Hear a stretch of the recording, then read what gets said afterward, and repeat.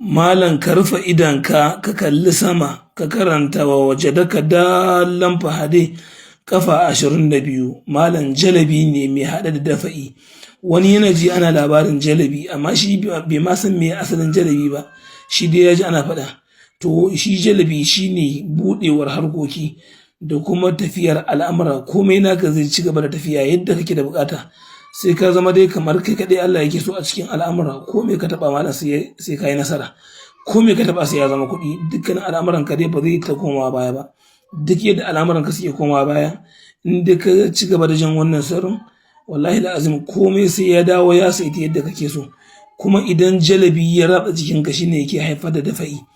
Malam wannan zai zama ma garkuwa a gare ka ga dukkanin wani mai maka fita da kulli.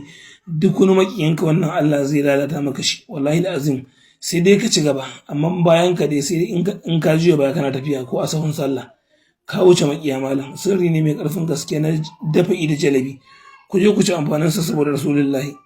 Idan wannan sirrin kai mutum 10 shi yaron kai, lakin ayi wa annabi salati a comment a tuttura al'umma su amfana. Mun ba ku saboda rasulullahi. Game wata damuwar mata daban, akwai namba ta akan profile, za ka iya kirana ko kuma kai ma magana a wasu shirye muke da ba da gudunmawa a cikin rayuwa. Ga wanda zai ce yayi bukata ta ibiya dan uwa, in dai ba a fi shi da Allah ba, a neme ni alfarmar rasulullahi, damuwa ta zo ƙarshe. Da fatan Allah ya taimake mu.